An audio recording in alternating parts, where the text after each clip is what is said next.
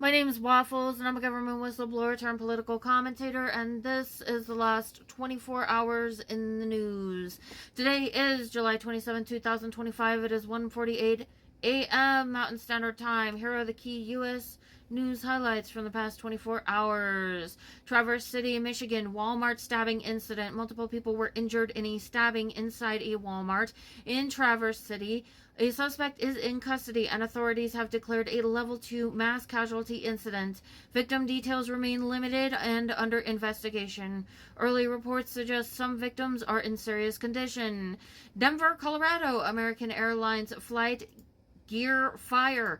On Saturday, Denver International Airport flight AA3023 bound for Miami experienced a fire in its left main landing gear shortly after takeoff. Emergency slides were used to evacuate all 173 passengers and 6 crew members. One minor injury was reported, and the cause is under investigation. PD and DOJ Trump-Epstein distraction tactics. President Trump's efforts to deflect attention from renewed scrutiny into his links to Jeffrey Epstein appear ineffective.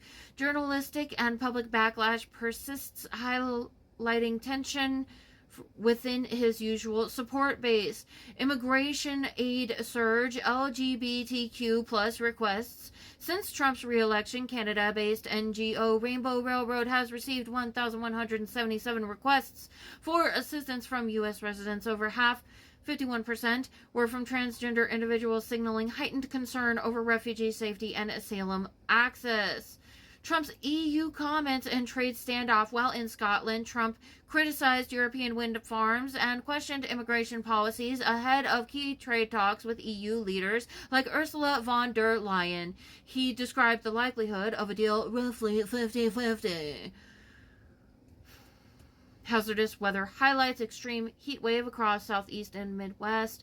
The National Weather Service has issued multiple heat advisories and extreme heat warnings affecting 30 million people across the southeast and Midwest, especially in parts of central Florida, Virginia, eastern North Carolina, and Missouri.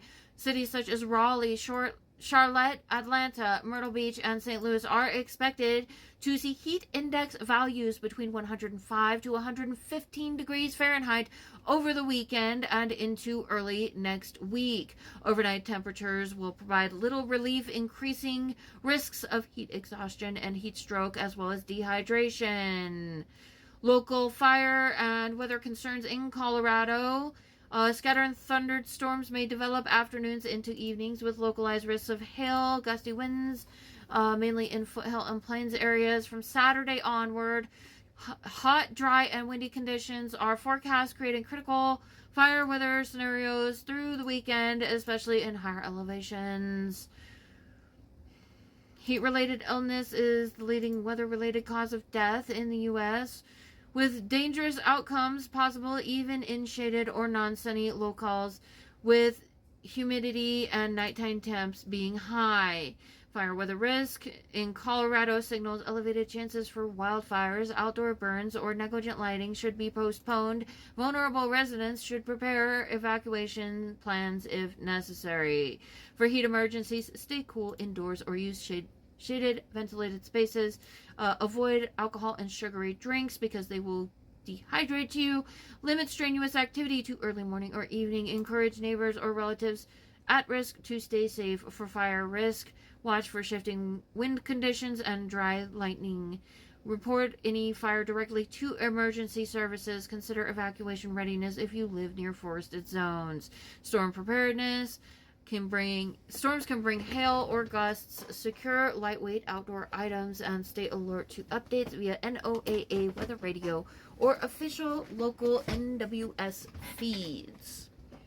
Here are the most significant international news stories from the past 24 hours. Gaza humanitarian crisis and ceasefire push. The Israeli military has instituted a daily pause in operations across Gaza City, Deir al-Balah, and al-Mawasi from 10 a.m. to 8 p.m. local time to open new aid corridors and permit humanitarian airdrops amid severe hunger conditions. This follows worldwide pressure over the worsening crisis. Meanwhile, UK, France, and Germany jointly demanded an end to the humanitarian catastrophe, calling for lifted aid restrictions, a ceasefire, hostage releases, and Hamas disarmament. The UN, ICRC, and others have warned Gaza faces mass starvation, particularly impacting children and pregnant women. Thailand-Cambodia border conflict escalates. Armored clashes remain intense along the Thailand-Cambodia border, with dozens killed and over 168,000 displaced. Both sides have agreed to allow ceasefire negotiations. Greece wildfires and Turkey emergency zones. A major wildfire in North Athens has forced mass evacuations, declared 2 Turkish Mediterranean provinces as disaster zones, and displaced hundreds, signaling escalating fire risk across the region. Iran courthouse attack. At least 6 people were killed and several injured in an attack on a courthouse in Zeheran, southeastern Iran, amid regional sectarian tensions. France to recognize Palestinian state. President Macron confirmed France will officially recognize the state of Palestine as the United Nations General Assembly in December.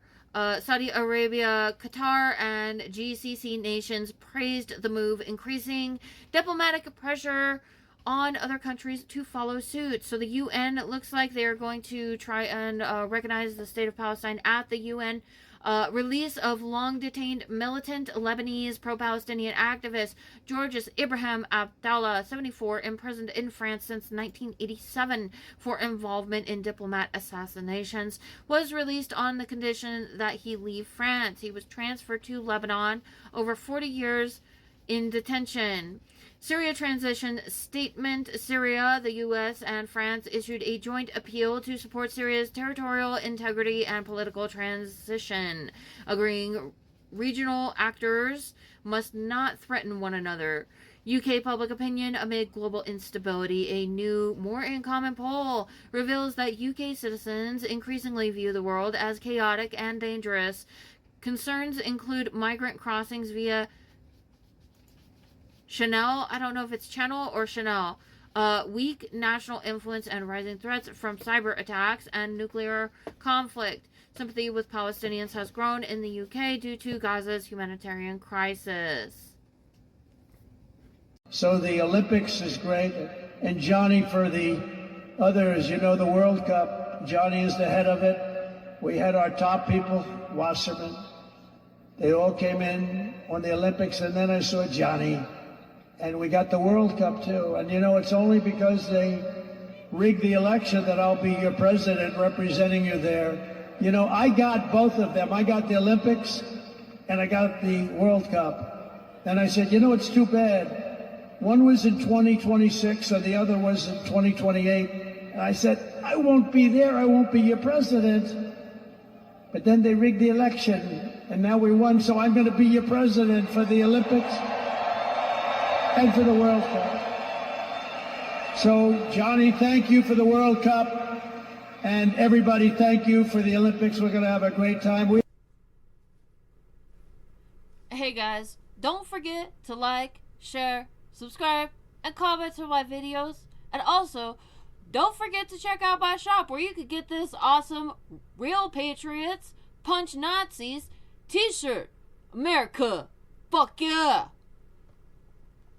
And if you go to the link tree in my bio on most platforms, it's got links to everything, all of my stuff. You can find my shop there. I'm on eBay. You can also get this cool Exterminate MAGA sticker, because MAGA's fucking cockroaches. And fuck MAGA, abolish MAGA, fuck you MAGA.